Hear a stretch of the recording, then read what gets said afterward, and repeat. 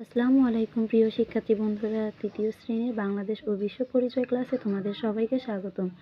শিক্ষার্থী বন্ধুরা, আজ তোমাদের 2025 সালে যে নতুন পাঠ্য বইটি রয়েছে তারই অধ্যায় 10 পৃষ্ঠা 83-তে দেখো আমাদের দেশ একটি বিষয়বস্তু রয়েছে। এর অনুশীলনীমূলক প্রশ্নের উত্তরগুলো আজকে আমি তোমাদেরকে পড়ে শোনাবো।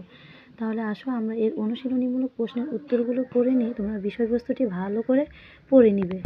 দেখো, অনুশীলনীর ক নম্বরে বলেছে সঠিক উত্তরের পাশে টিক চিহ্ন দিই। 1. পঞ্চগড় বাংলাদেশের মানচিত্রের কোন দিকে অবস্থিত? এখানে হবে ক সর্ব উত্তর। 2 নাম্বার জনসংখ্যার দিক থেকে বাংলাদেশের অবস্থান সব দেশের মধ্যে কততম? এখানে হবে কি অষ্টম। কোনটি শিল্পজাত পণ্য? এখানে হবে ক চিনি। চিনি হচ্ছে আমাদের শিল্পজাত পণ্য। সংক্ষিপ্ত প্রশ্ন 1. চাকে অর্থকারী ফসল বলা হয় কেন? 2. কয়েকটি কৃষিজাত পণ্যের নাম লিখি। 3. শিল্পজাত পণ্য বলতে কি বোঝায়? 4. মানব সম্পদ বলতে কি বোঝায়? আসলে আমরা সংক্ষিপ্ত প্রশ্নের উত্তরগুলো পড়ে নিই। দেখো, ক নম্বরের সংক্ষিপ্ত প্রশ্ন ও উত্তর 1. চাকে অর্থকারী ফসল বলা হয় কেন? উত্তর, প্রতি বছর পৃথিবীর বিভিন্ন দেশে প্রচুর পরিমাণে চা রপ্তানি করে প্রচুর বৈদেশিক মুদ্রা উপার্জন করা হয়, এই জন্য চাকে অর্থকারী ফসল বলা হয়। আমি তোমাদেরকে প্রশ্নটি আবার পড়ে শোনাচ্ছি। সংক্ষিপ্ত দেখো, খ নম্বরে যে সংক্ষিপ্ত প্রশ্ন রয়েছে 1 নম্বরে চাকে অর্থকারী ফসল বলা হয় কেন? উত্তর, প্রতি বছর পৃথিবীর বিভিন্ন দেশে প্রচুর পরিমাণে চা রপ্তানি করে প্রচুর বৈদেশিক মুদ্রা উপার্জন করা হয়, এজন্য চাকে অর্থকারী ফসল বলা হয়।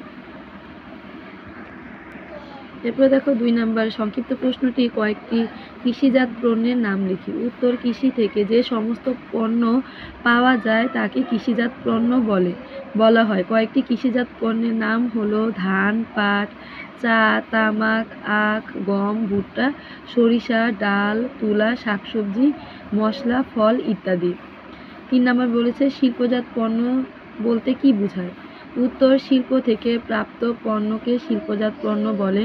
বাংলাদেশের প্রধান শিল্পজাত পণ্য হলো তৈরি পোশাক, চিনি, সিমেন্ট, সার, ওষুধ ইত্যাদি। এরপর 4 নম্বর প্রশ্ন দেখো, মানব সম্পদ বলতে কি বোঝায়? উত্তর, শিক্ষিত ও দক্ষ মানুষ হচ্ছে মানব সম্পদ। জনসংখ্যার যে অংশ তার কাজ করার ক্ষমতা ও মেধার ভিত্তিতে নিজেরাই সম্পদ হয়ে ওঠে তাদেরকে মানব সম্পদ বলা হয়। দেখো, শিক্ষিত ও দক্ষ মানুষ হচ্ছে কি মানব সম্পদ, কেননা তারা জনসংখ্যার যে অংশ তার কাজ করার ক্ষমতা ও মেধার ভিত্তিতে তারা কি করে নিজেরাই সম্পদ হয়ে ওঠে, তাদেরকে মানব সম্পদ বলা হয়। ঘ নাম্বারের 1 নাম্বার বর্ণনামূলক প্রশ্নটি হচ্ছে যে দেশের মানব সম্পদ যত উন্নত সে দেশ তত উন্নত কেন? উত্তর, উন্নত মানব সম্পদ যে কোনো দেশের অর্থনৈতিক উন্নয়নের ভিত্তি হিসেবে কাজ করে। মূলত মানুষ নিজে সম্পদ হয়ে উঠতে পারে কারণ তার কাজ করা দক্ষতা ও মেধা রয়েছে। একজন দক্ষ কর্মী একজন অদক্ষ কর্মীর চেয়ে অনেক ভালোভাবে কোনো কাজ করতে পারে। আর শিক্ষিত ও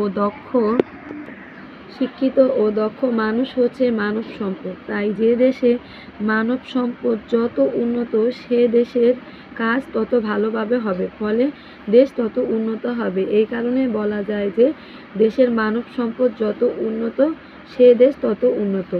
মানে কি, যে দেশের মানুষের শিক্ষা যোগ্যতা যত বেশি উন্নত হবে এবং কাজ করার দক্ষতা যত বেশি উন্নত হবে সেই দেশ কী হবে তত বেশি উন্নত হবে। এরপরে 2 নম্বরে বলেছে নিচের কৃষিজাত পণ্যগুলোকে খাদ্যশস্য, শাকসবজি ও প্রাণীজাত শিরোনামে পৃথক করি। এই যে দেখো, আমাদের যে কৃষিজাত পণ্যগুলো নাম এখানে রয়েছে, এখান থেকে কোনগুলো খাদ্যশস্য, কোনগুলো শাকসবজি ও কোনগুলো প্রাণীজাত, এগুলো আমরা এখন আলাদা করব। উত্তর, কৃষি থেকে যে সমস্ত পণ্য পাওয়া যায় তাকে কৃষিজাত পণ্য বলে।